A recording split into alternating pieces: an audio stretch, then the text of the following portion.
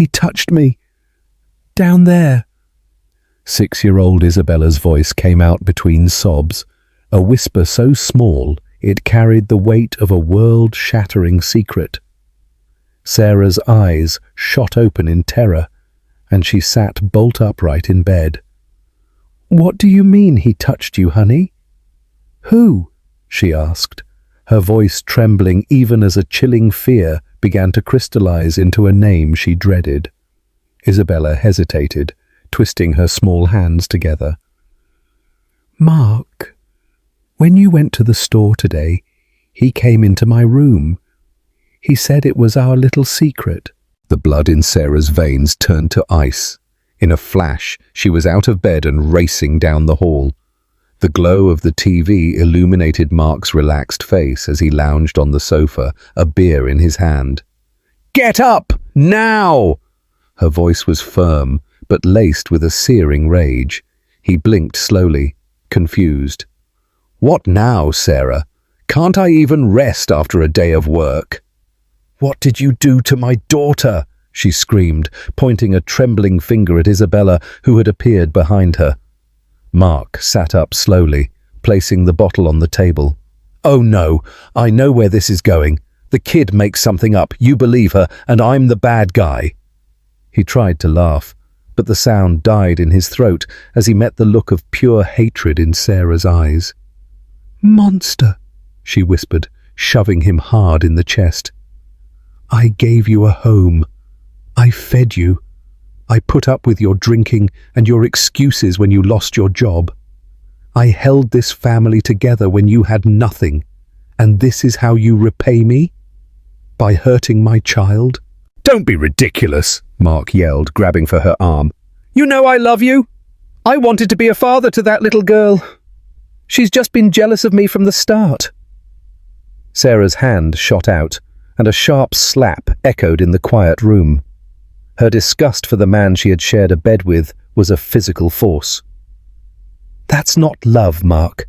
That's a sickness. And today, you get out of my house for good."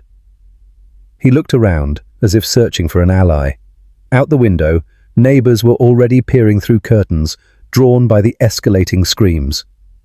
"You're going to regret this, Sarah," he growled, pointing a finger at her. "You'll be alone. Nobody's going to help you. I know all about your debts. You can't support that kid without me. I'd rather starve to death with her than live another day by your side. Now get out or I'm calling the police myself." Mark snatched up his jacket and slammed the door with such force it made Isabella tremble. From the hallway, he let out one last chilling threat. "This isn't over. I'm going to ruin you, Sarah. Nobody will believe that little girl's lies." Sarah leaned against the door, her hands shaking as she locked it. She slid to her knees, pulling Isabella into a tight hug. Outside, Mark's footsteps thumped down the stairs until they faded into silence, but the threat remained alive in her mind. It was the dead of night when a furious pounding on the front door made the entire building rattle. Sarah, who had been awake the whole time, holding Isabella in the bedroom, felt her body go numb. The girl was sleeping with her face buried in her mother's chest, her breath coming in soft sobs, as if even in dreams she was afraid. "Sarah, open up!" Mark's voice was full of fury and desperation. "You can't just kick me out. This is my home too." Sarah got up slowly, careful not to wake her daughter, and walked to the living room. Her heart was pounding so hard she could barely think. Outside, the kicking on the door intensified. "I'm going to break this door down, Sarah. Don't do this to me. That little girl is lying, you know it." Sarah took out her phone and without a moment's hesitation dialed 911. "I need help now," she said, her voice a desperate whisper. "I told him to leave, but he came back. He's trying to force his way in." As she spoke, she could hear neighbors opening windows, lights flicking on, faces peeking out from behind blinds. Mark took advantage of the audience. "Everyone, listen!" he yelled. "Sarah's gone crazy. She kicked me out of the house because of a lie from that spoiled brat. They want to ruin my life." An uncomfortable silence fell over the neighbors. Some just watched, but the voice of Mrs. Henderson from the second floor rang out clearly. "Sarah, is that true?" she asked, a note of doubt in her voice. "Are you sure about this?" Sarah felt as if the floor had opened up beneath her feet. Mrs. Henderson had always been kind, always helped with groceries and small favors. Her doubt felt like a knife in her chest. "I am absolutely sure, Mrs. Henderson," she replied firmly, tears welling in her eyes. "I would never make something like this up about my own daughter." "She's lying!" Mark screamed again. "The kids hated me from the beginning because I'm not her biological dad. I just wanted to be a father to her. Ask the neighbors. I was always bringing groceries, paying bills. I was the one holding this house together." Sarah exploded. She opened the living room window so everyone could hear. "Holding this house together? You never held anything, Mark. I paid the bills with my cleaning jobs and my double shifts. You only drank and complained, and now you say you wanted to be a father? A father doesn't touch where he shouldn't." The shout echoed across the courtyard, silencing the murmurs. Mark, outside the door, was breathing hard, pounding his fists. "You're going to ruin my reputation, Sarah," he muttered, just loud enough for those nearby to hear. "If you keep this up, I swear you'll regret it." Sirens began to wail in the distance. Mark noticed and took a few steps back. The police were arriving. 2 officers ran up the stairs and found him with his arms crossed, feigning calm. "Sir, what's going on here?" one of them asked. "Nothing, officer. Just a couple's dispute. My woman got a little emotional and kicked me out for no reason. I just want to get my things and go." Sarah opened the door, her phone still in her hand, her face red with rage and fear. "He is not coming in here again. Take his stuff, do whatever you want, but that man is not stepping foot in this house again." The officer looked from Mark to Sarah. He told Mark to stay away until the matter could be resolved in court. Mark walked down the stairs, escorted by the police, but not before delivering a final threat, looking directly at her with eyes full of hate. "You'll regret facing me, and when your little story falls apart, everyone will know who the real liar is." Slowly, the neighbor's windows closed. Mrs. Henderson, still standing in her doorway, shook her head in silence, not defending anyone anymore. Sarah closed the door and leaned against it, breathing deeply. Her heart was racing, but she knew this battle was only just beginning. Isabella woke up in the room, calling softly for her mom. Sarah ran to her and hugged her tight, promising herself she would do the impossible to protect her daughter, even if the whole world decided to doubt them. The morning sun was just rising when Sarah woke Isabella up for school. The girl seemed smaller inside her uniform, as if she had shrunk during the night. Her eyes were sunken, marked by tears, and her fragile body carried an invisible burden. "Honey, you don't have to go if you don't want to," Sarah said, adjusting her backpack. "I can talk to your teacher." Isabella shook her head slowly. "I want to go, Mum. I don't want them to talk about me." Sarah felt a wrench in her chest. She kissed her daughter's forehead and walked her to the school entrance, not noticing the glances exchanged as they passed. At the entrance, several mums were already gathered in small groups, whispering. The murmurs grew louder when Sarah approached.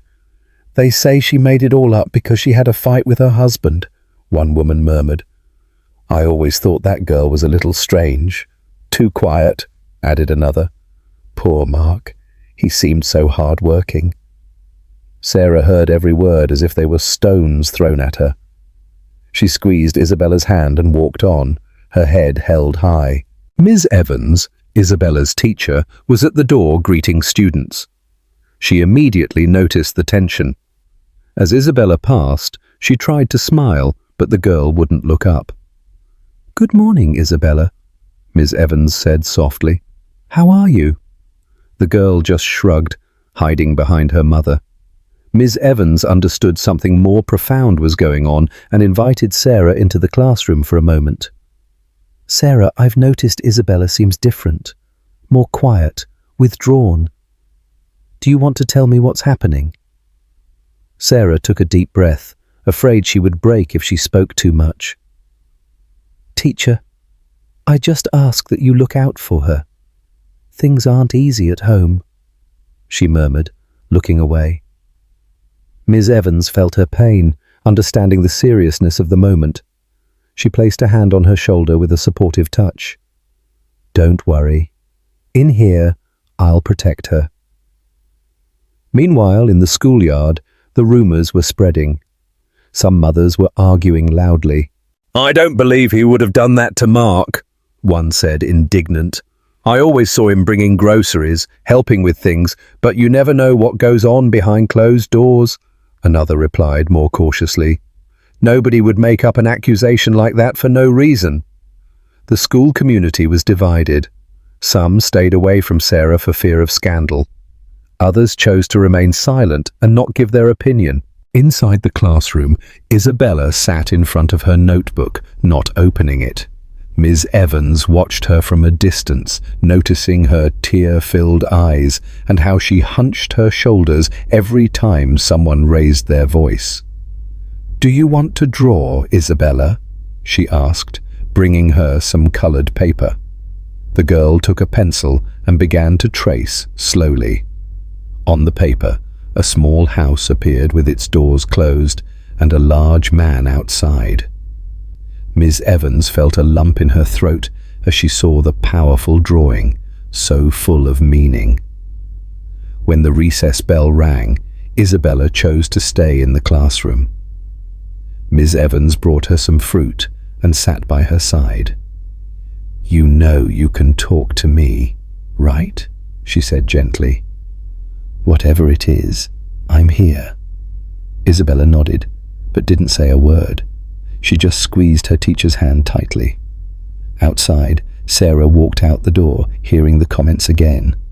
Among them was the voice of Mrs. Henderson, the neighbour who had doubted her that first night. "I don't know, ladies. No. I've known Sarah for years, but accusing Mark like that sounds strange. He's always been polite to me. Maybe it's just a couple's fight." Sarah stopped.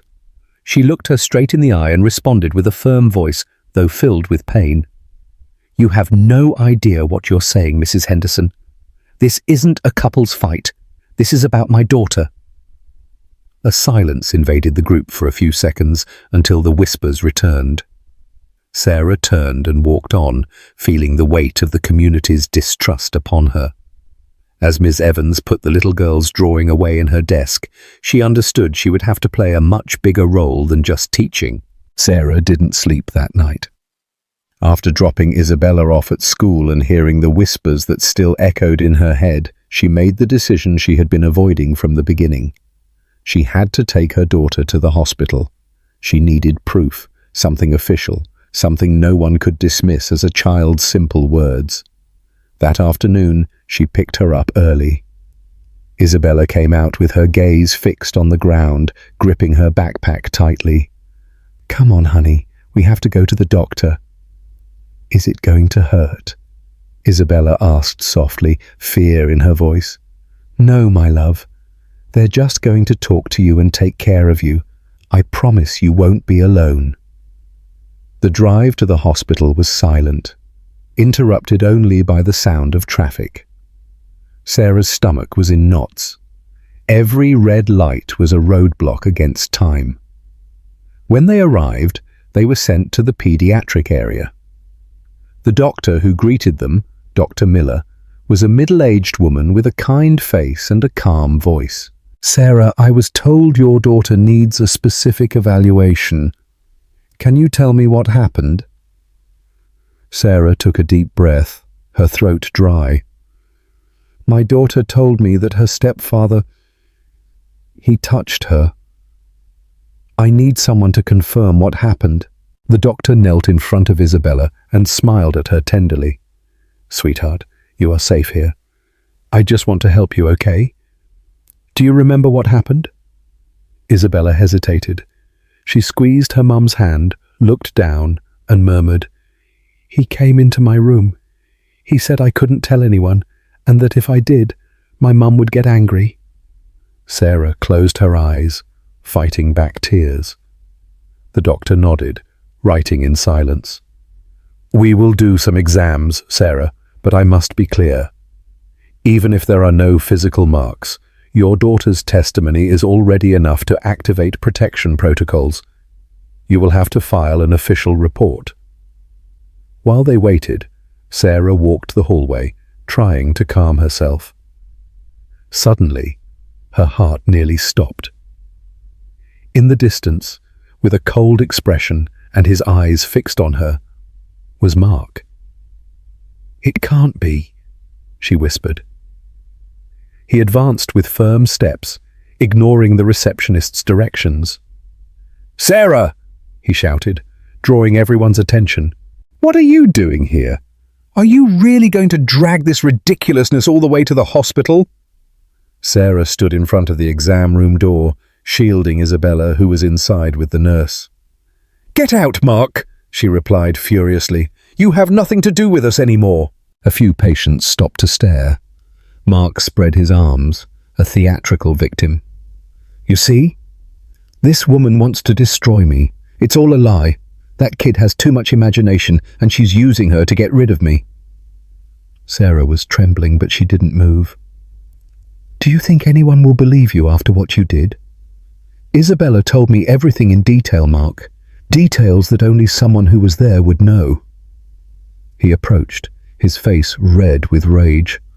"Shut up, Sarah. You're always tired, always complaining, and now you want to blame me for not being able to handle your life." His voice echoed down the hallway. It was then that Dr. Miller came out of the exam room. "Sir, lower your voice immediately. This is a hospital, and the priority is to protect this child." "Doctor, you have to understand that this is all an invention. I'm innocent," he shouted, pointing at Sarah. "She wants to destroy me because I couldn't keep supporting that house on my own anymore." Sarah took a step forward, shaking with rage. "Supporting? I was always the one who held this family together, and you know it." The doctor raised her hand, signaling for security guards. Two of them approached. "Sir, we ask you to leave now, or we will call the police." Mark wanted to resist, but the stares and the presence of the guards forced him to back away. Before leaving, he threw out the phrase that chilled everyone. "This isn't over. You will all regret messing with me." A heavy silence fell in the hallway. Sarah was breathing hard as the doctor led her back to the room. "Sarah, don't hesitate. You have to file the complaint immediately. I will send the medical report to Child Protective Services myself." The morning at the courthouse felt heavier than usual. The hallway was full of voices, hurried footsteps, and curious glances. Sarah squeezed Isabella's hand tightly, as if that simple contact could protect her from the hostile atmosphere. The girl, sitting next to her mum, played with her fingers in silence, not daring to look at anyone. When the courtroom door opened, Mark walked in with his head held high. He wore a perfectly ironed shirt, his hair slicked back, and a calculated, almost rehearsed look. By his side walked his lawyer, a middle-aged man with a smooth voice, known for defending controversial cases in the city. The contrast was brutal. While Sarah looked exhausted, marked by sleepless nights, Mark played the part of a man unjustly accused. "Good morning, Your Honor," the lawyer said as they sat across from Judge Thompson. "We are here to prove that all of this is nothing more than a malicious manipulation, the result of a bitter relationship." Sarah clenched her fists, breathing with difficulty. Her blood boiled with every word. The judge adjusted her glasses and looked at both sides. "Ms. Sarah, your report has been filed, and we have preliminary medical records, but first we will hear from the defense." The lawyer gestured to Mark, who stood up. The transformation was immediate. The man who had been screaming threats the night before now spoke with a broken, almost trembling voice. "Your Honor, I just want to say that I love Isabella as if she were my own daughter. I always took care of her, took her to school, bought her toys, fed her. I would never, ever harm that little girl." He paused, and a tear rolled down his cheek. "But unfortunately, my partner has had problems with me for months.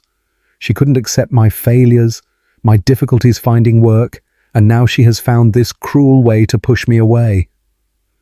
There were murmurs in the back of the room. Sarah squeezed her daughter's hand but couldn't hold back. "Liar!" she shouted, jumping to her feet. "You're a monster! A monster hiding behind fake tears!" The bailiff called for silence, but Sarah continued, her voice breaking with rage.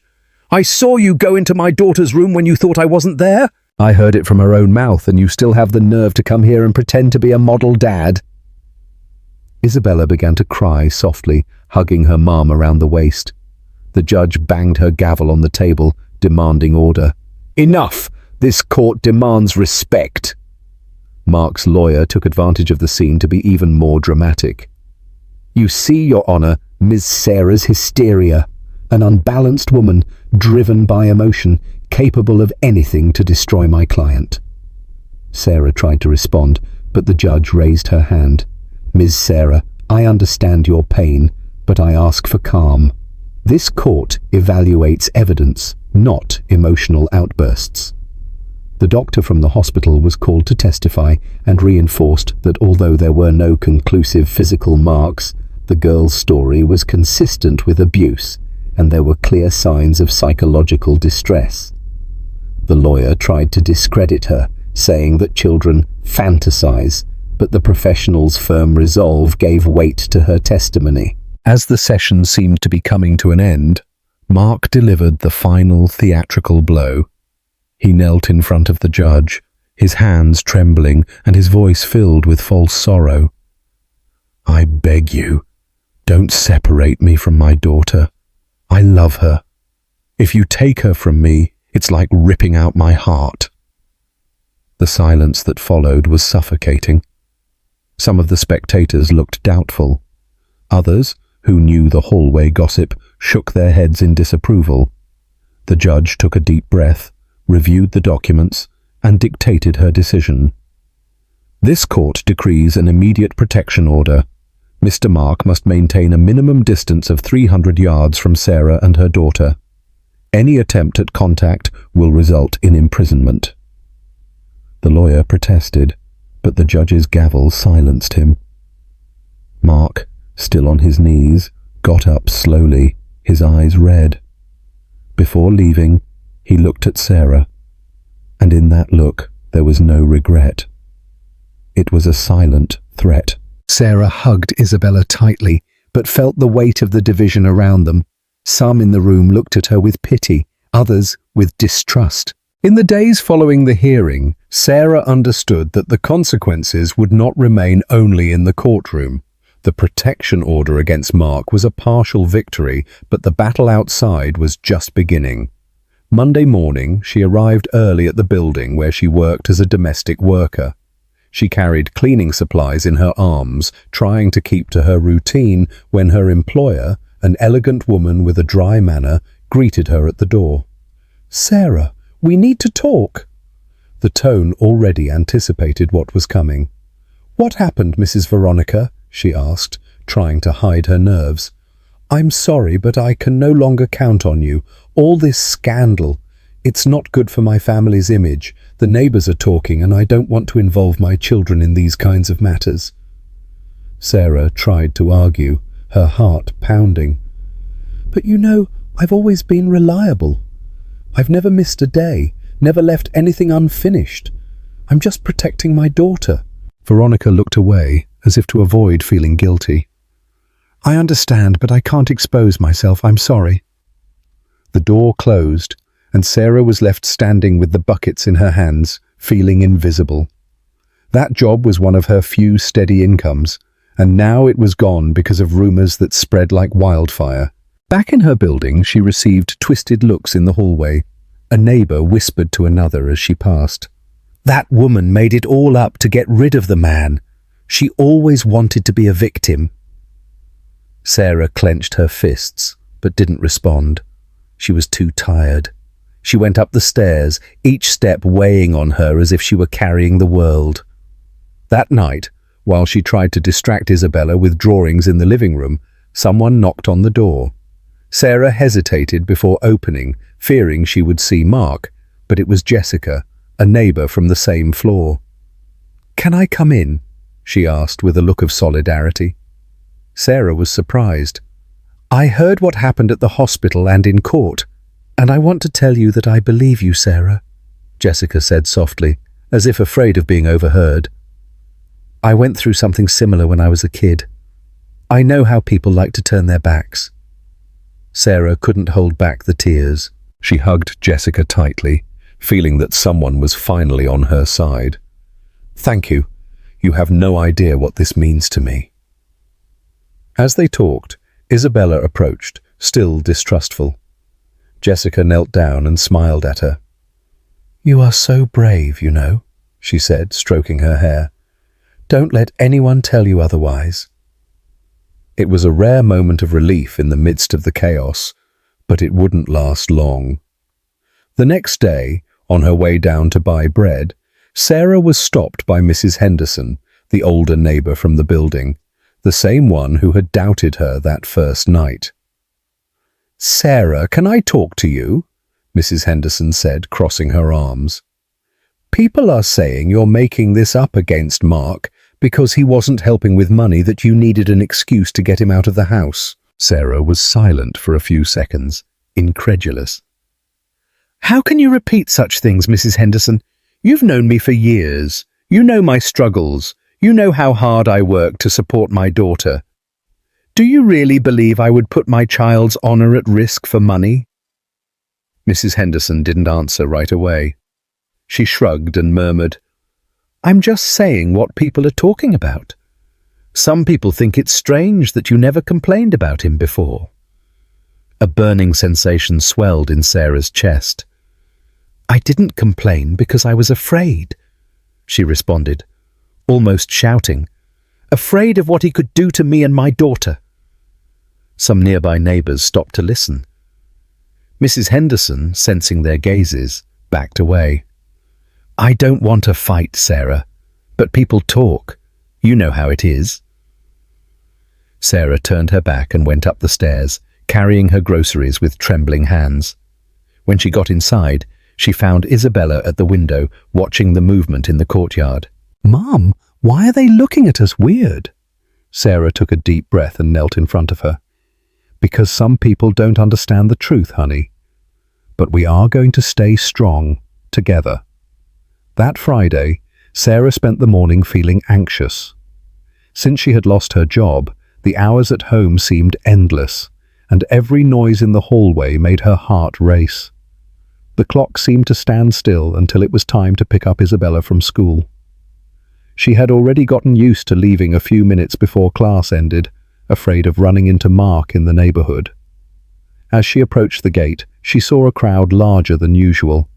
Parents were talking in groups, gesturing, whispering, and the hostile glances confirmed that the rumors were still running wild.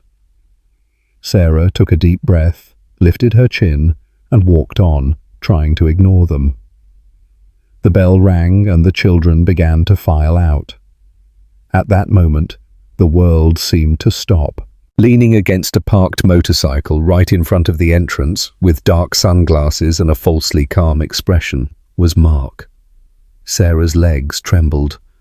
"No, it can't be," she murmured, instinctively stepping back. Isabella appeared among the children, carrying her backpack. When she saw Mark, her eyes went wide and she ran to grab her teacher, Ms. Evans's hand. "Mom!" she screamed, running towards Sarah. Mark took a step forward, his arms open as if it were a scene of a reunion. "Princess!" he called out with a voice full of false tenderness. "Come here, my love. Don't listen to what your mum says about me. I'm your real dad." Sarah pulled her daughter back, shielding her. "Stay away from her, Mark," she shouted, her voice trembling. "You have no right over my daughter anymore." Frank, the school security guard, a robust man, stepped between them. "Sir, keep your distance. The lady has a protection order against you. You can't be here." Mark let out a laugh, drawing the attention of all the waiting parents. Protection order. Don't make me laugh. That's an invention of this bitter woman. I just want to see my daughter. Some mums started commenting loudly. But he looks so desperate, one said. I always saw him bring the child to school. He seemed affectionate, added another. You all don't know anything, a third woman replied. Sarah wouldn't make something like this up. The argument spread at the entrance. Some defended Mark, saying he could be a victim of slander. Others were indignant and sided with Sarah. Ms. Evans tried to calm Isabella, who was crying and clutching her mother's legs. Sarah, call the police, quick, the teacher whispered. Sarah dialed with trembling hands while Mark advanced another step, forcing his proximity. The security guard, Frank, put his hand on Mark's chest, stopping him. You are not going to get past me, Mark exploded. Get your hands off me, you useless man. That girl is my family. They're ruining my life with lies. The aggressive tone scared several children who were still nearby. Parents shouted at him to leave, while others defended him, saying a man doesn't cry like that if he's guilty. In minutes, sirens sounded on the street. A patrol car stopped in front of the entrance and 2 officers got out immediately.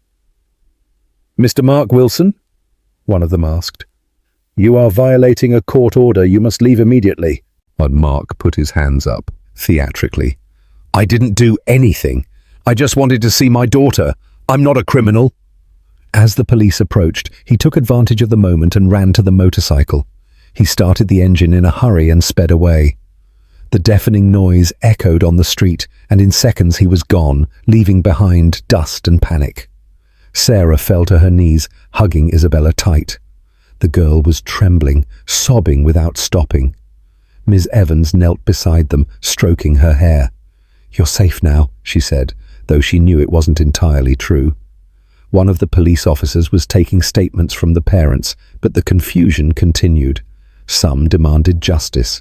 Others insinuated that Sarah was exaggerating. The conflict was clear.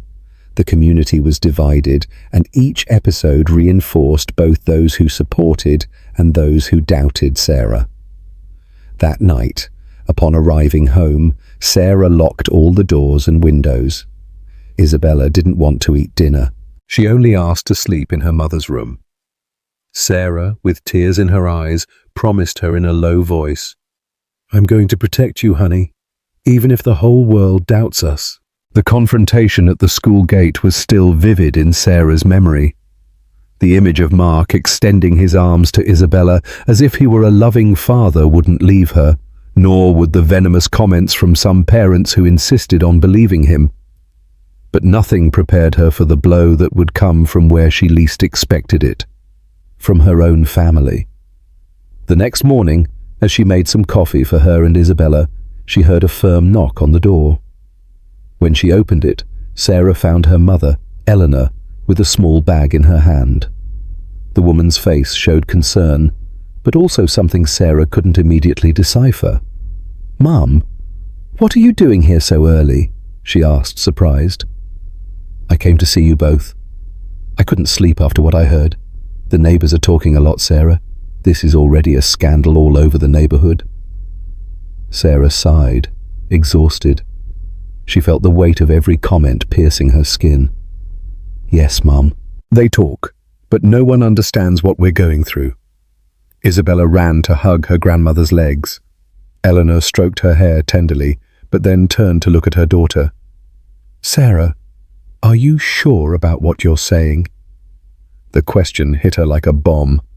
Sarah took a moment to react. What do you mean, am I sure? She responded, her voice already trembling. Mum, it was Isabella herself who told me. Do you think she would make something like that up? Eleanor took a deep breath, trying to stay calm. I know, honey, but you also know that children that age can imagine things. They can get confused.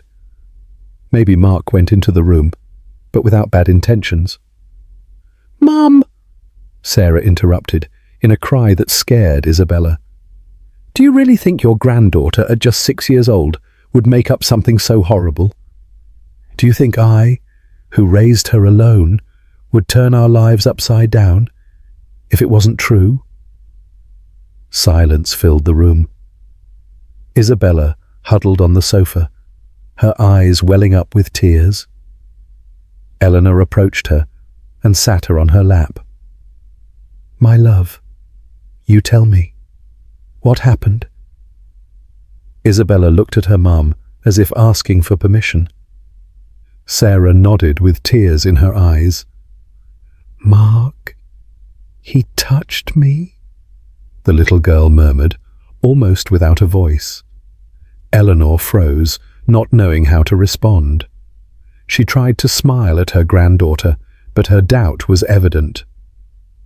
"Now do you understand?" Sarah said, looking at her mother directly. "This isn't imagination. It's real." "Honey," Eleanor sighed, looking down, "I just want to be sure. I don't want to see you get involved in something there's no turning back from. Mark can be bad in some ways, but I don't know if he's capable of something like this." The rage in Sarah erupted. "Of course he is! Didn't you see what he did at the hospital? Didn't you see how he showed up at school screaming and trying to take my daughter by force? Are you blind, Mom?" The tension filled the air. Eleanor got up, leaving Isabella on the sofa, and faced her daughter. "Don't talk to me like that. I'm just trying to protect you. What will become of your life if this isn't confirmed? They're going to laugh at you. They're going to say you destroyed an innocent man's life. I'd rather they laugh and point at me than see my daughter destroyed by an abuser," Sarah replied, crying. "I thought you would be the first to support me, but I see I was wrong." Isabella, frightened by the yelling, began to cry. Both women fell silent abruptly, but the wound was already there. Eleanor grabbed her bag, her face hardened. "I'm going to stay for a few days here. I'll help with what I can. But let it be clear, Sarah, until I see concrete proof, I can't believe what you're saying 100%. Sarah turned her back, unable to look at her. She felt more alone than ever, as if even the last pillar of her life was crumbling. The days following the confrontation with her own mother were a torment for Sarah. She felt suffocated in her home, surrounded by looks of distrust in the neighborhood and by the coldness of her mother who, although she continued to help with chores, always let slip comments that insinuated doubt. But that morning the phone rang. It was an unknown number. When she answered, Sarah heard a serious, firm, but not hostile voice. "Ms. Sarah Wilson? This is Prosecutor Adams. I need you to come to the District Attorney's office. Relevant information has come up for the case against Mark." A shiver ran through Sarah's body. For an instant, she feared it was another turn against her. But the prosecutor's seriousness conveyed something different. Hours later, she was sitting in a cold room at the DA's office. Isabella had stayed with her grandmother, who didn't hide her disapproval when her daughter told her where she was going. Adams came in with a folder full of documents. His face was stern, but there was a spark of determination in his eyes. "Damn, Ms. Sarah, I have news that could change the course of this case." He opened the folder and spread some papers on the table. "We discovered that Mark already had previous complaints in another city where he lived before moving here." Sarah's eyes widened, and she put a hand to her mouth. "Complaints? About what?" "About inappropriate sexual conduct with a 14-year-old girl. The case was shelved due to lack of evidence, but there were stories very similar to what your daughter described." Adams tapped a paper with his finger. "Also, we got a copy of a police report where a neighbor stated that he was seen lingering around her house trying to get close to her daughters." Sarah's heart raced. For a moment, she felt like she could breathe again after being suffocated for so long. "So I'm not crazy," she murmured with tears in her eyes. "He had done this before." "Yes," Adams responded firmly. "And now we have the opportunity to show the court that this is not an isolated accusation. There is a pattern of behavior." The door opened, and Mark's lawyer came in, visibly annoyed at having been called to a joint meeting. He was a man used to winning with eloquent speeches, but at that moment his posture was defensive. "Prosecutor, this is an outrage. Those old cases were shelved and cannot be used against my client. Ms. Sarah wants to stain Mark's reputation with gossip from the past." Adams was not fazed. "Shelved, yes, but not erased from history. And when a pattern is repeated, this court has a duty to look closely. Your client is not an unjustly accused father. He is a man with a dangerous history." The lawyer raised his voice. "Ms. Sarah is taking advantage of the cracks in the system to attack a man who only failed as a good husband." "That is not a crime," Sarah exploded, unable to contain herself. "Failed as a good husband?" she said, jumping to her feet. "He failed as a human being. He hurt my daughter. And you're still going to defend him? How many more girls have to suffer for you to believe them?" The lawyer tried to respond, but Adams raised his hand, cutting off the discussion. "Enough. Ms. Sarah will have an opportunity to speak before the judge, and we will add this new information to the file." It was night when violent knocks rattled the apartment door. Sarah, who had just put Isabella to bed, felt her blood run cold. Her heart pounded, and in seconds she knew who was on the other side. "Open up, Sarah!" Mark's deep voice sounded loaded with hate. "I want to see my daughter." Sarah ran to the room and closed the door, trying to keep Isabella safe. The girl woke up, frightened by the yelling. "Mom, is it him?" she asked, trembling. "Yes, honey, but don't worry, you're not going to leave this room." Sarah stroked her face, trying to hide her own panic. In the hallway, neighbors began to open their doors, curious about the commotion. Mark, out of control, pounded on the wood as if he could break it down. "It's no use hiding. That girl has to hear me. She has to know that her mom is lying." Sarah called the police, her voice trembling but firm. "Please, come quickly. He's at the door. He wants to get in. I have a protection order." While she waited, she decided to face him. She opened the door with the security chain on, showing only part of her face. "Get out, Mark! You're violating a court order!" He came closer, his face red and his eyes bloodshot. "Court order? That's a worthless piece of paper. The truth is that you robbed me, Sarah. You took my family, you spread lies, and now you want to destroy me." Mrs. Henderson, the nosiest neighbour, was already watching with her arms crossed. Jessica, the supportive neighbour, came closer and stood next to Sarah. "Mark, go away," Jessica said. "You have no right to be here." He let out a laugh of contempt. "You don't know anything, lady. That woman is fooling you all." Some neighbours began to argue among themselves. Some said Mark was right, that he seemed desperate. Others called him a coward. The commotion grew when he tried to force the door. "Damn it! Open up, Sarah! Let me talk to her!" he shouted, pushing hard. Jessica tried to push him back. Another neighbour, Frank, the school guard who lived in the same building, ran to help. The fight turned into shoving in the narrow hallway. Mark swung his arms in the air, yelling that he only wanted to see his daughter, while the neighbours tried to hold him back. Suddenly, the sound of sirens filled the street. 2 police officers ran up the stairs. "Mr. Mark Wilson, you are under arrest for violating a protection order and for disturbing the peace," one of the officers announced, grabbing him by the arms. Mark resisted, yelling, "This is an injustice. That woman is going to pay for everything. I'm innocent." The police put him in handcuffs and took him down the stairs.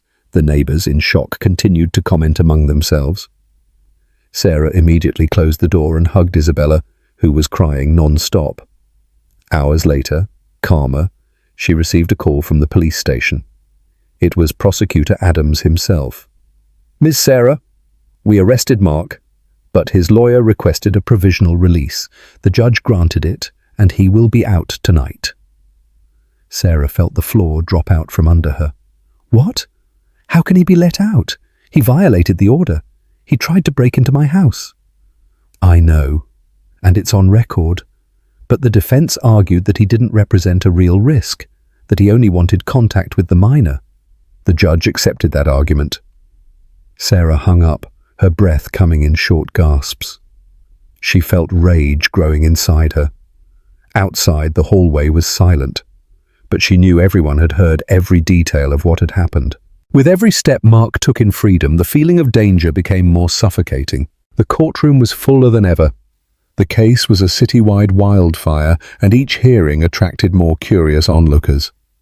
Journalists were huddled in the back, with microphones and discreet cameras pointing towards the main table. Neighbors and onlookers squeezed in, wanting a close-up view of the trial that had become a public spectacle. Outside, there were even signs, some calling for justice for Isabella, others defending Mark. Sarah walked in accompanied by Jessica, with her head down but her back straight. Isabella was not present. She remained under psychological care. Each step to the reserved seat felt like carrying a heavy weight. In the crowd, she caught a glimpse of Mrs. Henderson, the gossipy neighbor, sitting with an unreadable expression. Mark appeared next, dressed in a dark suit. He walked with his head held high, as if he were pure innocence. Behind him, his lawyer carried a tower of folders. As he sat down, Mark looked directly at Sarah, giving her a cold smile. Judge Thompson entered, and silence fell. "This hearing will be public," she declared firmly. "I demand absolute order in this room. Any disrespect will be sanctioned." Prosecutor Adams began his presentation, recounting the facts already presented: the medical reports, the special interview with Isabella, the contradictions of Mark's witnesses. With each word, Sarah's heart raced, hoping that everyone would finally understand the seriousness of the situation. When it was the defense's turn, Mark's lawyer stood up, his voice filled with indignation. "Your Honor, this process has become a circus. My client has been publicly lynched, accused with only assumptions and the words of a child who is easily manipulated by a bitter mother." Sarah bit her lip, holding herself back, but it was Mark who couldn't stand it. He jumped up, pounding his fist on the table. "That woman is a liar," he shouted, pointing at Sarah. "She made it all up to get revenge on me. And that kid is being manipulated. She doesn't even know what she's saying." The room erupted in murmurs. Some journalists stood up to capture the moment. The judge banged her gavel. "Order! If you don't quiet down, you will be removed from the hearing." But Mark was consumed by fury. "You're going to destroy an innocent man's life just because you believe a confused child," he continued, his voice booming. "I loved that child as my own daughter, and this is how they repay me." Sarah couldn't take it anymore. She also stood up, tears streaming down her face, but with a firm voice full of rage. "My daughter is not lying," she shouted. "She doesn't know how to invent so much pain, Mark. You destroyed our peace, you threatened our family, and you still have the nerve to say you're innocent." "You destroyed my life," Mark roared, his eyes red with anger. "I gave you a home. I accepted that kid as my daughter, and now you treat me like a criminal." "Because you are a criminal," Sarah replied, almost without strength, but full of indignation. "And nothing you say will change what you did." The judge banged the gavel, this time with more force. "Silence. If you continue like this, I will suspend the session immediately." The court police approached Mark, ready to take him out. The tension was unbearable. The neighbors argued among themselves on the benches, some whispering that Sarah was right, others shaking their heads in support of Mark. The lawyer tried in vain to calm his client, but Mark kept screaming, his eyes red and his whole body trembling with rage. Sarah, on the other hand, remained standing, facing him without looking away, her chest heaving with desperation. The entire court held its breath, waiting for the judge's decision. The scene had reached an explosive point, and any more words could completely overturn the trial. The courtroom was enveloped in a heavy silence when everyone returned from the recess, forced by the chaos of the previous hearing. Mark was still sitting, handcuffed, his eyes full of fury, while his lawyer whispered in his ear, trying to calm him down. Sarah, next to Jessica, looked tired, but did not take her eyes off Judge Thompson's table. The judge arranged the papers in front of her. The timid murmuring of the journalists faded until there was nothing left but the sound of the gavel. This court has heard all parties, analyzed the testimonies, psychological assessments, medical reports, and presented statements, considering the seriousness of the facts and taking into account the evidence and contradictions of the defense. I proceed to read the sentence. Sarah pressed her hands against her knees. Her heart was beating so fast it seemed to fill the entire room. "Mark Wilson," the judge continued with a firm voice, "this court finds you guilty of the crimes of child abuse, threats, and violation of a protection order. The sentence will be 12 years in a federal penitentiary." The silence lasted only a second before the reaction exploded. Mark jumped up, his handcuffs clinking. "This is a farce!" he shouted. "You're convicting me without proof. That woman is a liar, and that kid was manipulated." He tried to move forward, but two guards grabbed him by the arms, forcing him to sit down. The room became a whirlwind of voices. Some discreetly celebrated, others protested. Journalists jostled to write down every detail. Sarah covered her face with her hands and broke down in tears. Not tears of joy, but of relief. Jessica hugged her, tears also running down her cheeks. In the witness stand, Eleanor, Sarah's mother, was crying. For the first time since the beginning of the process, she stood up and walked towards her daughter. The judge allowed her to approach. "Forgive me, honey," she said between sobs. "I doubted you. I doubted my granddaughter. But now I've seen with my own eyes. I will never stay silent again." Sarah hugged her tightly, unable to say a word. Isabella wasn't there, protected by the psychologist, but the weight of the moment fell on all the generations of the family. As the guards dragged Mark out, he was still screaming, "I'm going to appeal! This isn't over! I'm going to destroy all of you!" The door closed behind him, silencing the screams. The courtroom, once filled with tension, finally seemed to breathe after months. Some neighbors, who had previously doubted Sarah, lowered their heads in silence, unable to look her in the eye. The judge adjourned the session, and the noise returned to fill the place. Journalists asking questions, people commenting, police moving around. In the midst of it all, Sarah remained hugging her mother and Jessica, crying uncontrollably, but this time without fear of being heard. Months passed. Isabella continued with therapy, and each session helped to restore the confidence that fear had stolen from her. Sarah, little by little, got her job back and regained some stability. Even the community, once divided, began to approach, offering support and recognizing the mistakes they had made. At the school, they organized a small performance. Sarah and Eleanor were sitting together in the audience, holding hands.